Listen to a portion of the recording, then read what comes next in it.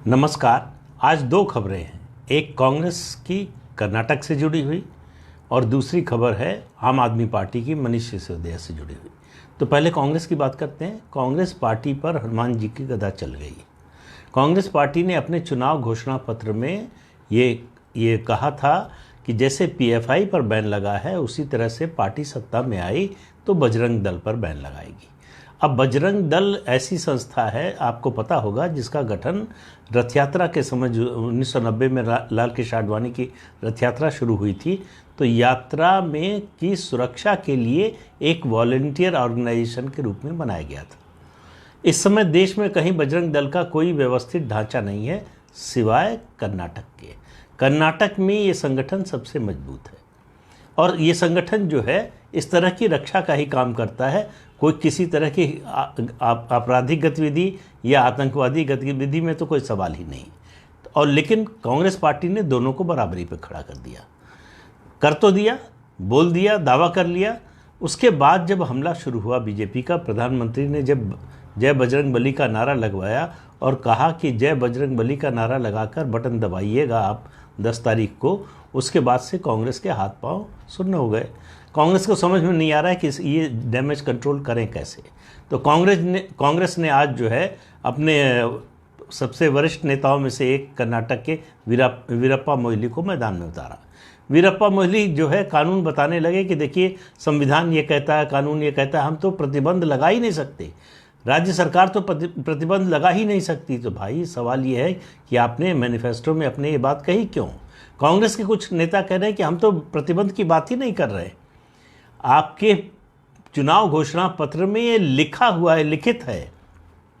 DK Shiv Kumar, उन्होंने भी damage control करने की कोशिश की। आज हनुमान मंदिर, हनुमान जी के दर्शन करने चले गए। उसके अलावा उन्होंने कहा सरकार हमारी बनी तो कर्नाटक में जो है आंजनेय का यानी हनुमान जी का मंदिर बनवाएंगे। तो हनुमान जी की गदा चल चुकी है कर्नाटक में। आप मान लीजिए कि अगले जितने दिन बचे हैं, आज हम बात कर रहे हैं 4 तारीख है और 10 तारीख को मतदान होना है, 8 तारीख तक चुनाव प्रचार है। तो इस बीच में इन 4-5 दिनों में आप समझिए कि हनुमान जी जो है वो भारतीय जनता पार्टी का चुनाव प्रचार कर रहे हैं और कांग्रेस पार्टी सिर्फ बचाव कर रही है। तो कांग्रेस पार्टी ने अपने पैर पर कुल्हाड़ी मार ली है, जिसको सेल्फ गोल कहते हैं, सेल्फ गोल कर लिया है। एक ऐसा मुद्दा बीजेपी को दे दिया है जो तुरंत जिसने आग पकड़ ली है और कांग्रेस को समझ में नहीं आ रहा कि इसको बुझाएं कैसे। उनके राष्ट्रीय अध्यक्ष तो भाग गए इस मुद्दे से ही। उन्होंने कहा इसके बारे में हम कुछ बोलेंगे ही नहीं, प्रदेश के नेताओं से पूछिए। उनके बाकी नेता इस पर चुप्पी साधे हुए हैं। जो स्थानीय नेता बोलने की कोशिश कर रहे हैं वो हर बार अपने को ही कंट्राडिक्ट कर रहे हैं। तो कुल मिलाकर बजरंग दल पर प्रतिबंध की बात कह के अपने चुनाव घोषणा पत्र में कांग्रेस पार्टी बुरी तरह से फंस गई है। उसने चुनाव में अपनी स्थिति जो भी थी उसको और बिगाड़ लिया है और ये आने वाले दिनों में जो मतदान की तारीख आते आते स्थिति और ख़राब ही होने वाली है। दूसरी खबर है आम आदमी पार्टी की। आम आदमी पार्टी आजकल जो है तिनके का सहारा ढूंढती रहती है। आपने देखा होगा कि संजय सिंह बड़े गुस्से में थे, कह रहे थे कि माफ़ी मांगी है ईडी ने, अब उसके खिलाफ मुकदमा करेंगे। ईडी की सप्लीमेंट्री चार्जशीट में संजय सिंह का नाम 4 जगह पर है। उनमें 3 जगह पर वही संजय सिंह हैं जो आम आदमी पार्टी के राज्यसभा सदस्य हैं। चौथी जगह पर राहुल सिंह जो उस समय एक्साइज कमिश्नर थे, उनकी जगह संजय सिंह नाम चला गया, जो आम आदमी पार्टी के और संजय सिंह के एतराज़ से पहले ही ईडी ने अदालत में दरख्वास्त देकर इसको बदलने का कि ये टाइपिंग की गलती है, उसको सुधारने के लिए अदालत के सामने जो है अपना आवेदन दे दिया था। इसलिए उनके हल्ले का कोई मतलब नहीं था। लेकिन आज जो बात है, आज एनफोर्समेंट डायरेक्टरेट ने मनीष सिसोदिया, वो 29वें आरोपी बने, पहली बार आरोपी बनाया है और 2500 पेज की रिपोर्ट जो है वो चार्जशीट फाइल की है, जिसमें 2100 पेज जो है वो जो डॉक्यूमेंट्स लगाए हैं, जो दस्तावेज लगाए हैं, वो प्रमाण के तौर पर लगाए हैं।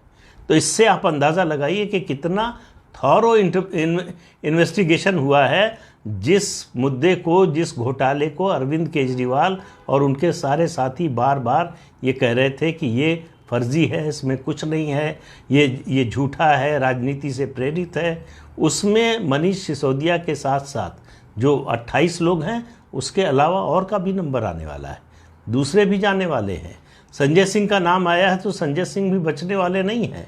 तो और जिसका नाम आता है, आप देखिए किसका किसका आता है। लेकिन आज जो मनीष सिसोदिया जब तक बाहर थे कहते थे मेरा तो नाम कहीं नहीं है, मेरे खिलाफ तो कोई जो है आरोप ही नहीं है, मेरा नाम एफआईआर में नहीं था, मेरा नाम चार्जशीट में नहीं, मेरा नाम यहाँ नहीं वहाँ नहीं। लेकिन अब उनका नाम आरोपी के रूप में, अभी तो किंग पिन के रूप में आ रहा था, अब आरोपी के रूप में उनका नाम चार्जशीट में आ गया है। और आज जो चार्जशीट फाइल की है सप्लीमेंट्री चार्जशीट ईडी ने, उसके बाद बचाव के सारे रास्ते बंद हो गए हैं। और जो बेल की एप्लीकेशन दी हुई है, मुझे नहीं लगता कि मनीष सिसोदिया को जल्दी बेल मिलने वाली है। तो आम आदमी पार्टी की मुश्किलें दिन पर दिन बढ़ती जा रही हैं। तो इस अंक में इतना ही, अगले अंक में फिर मिलेंगे। नमस्कार।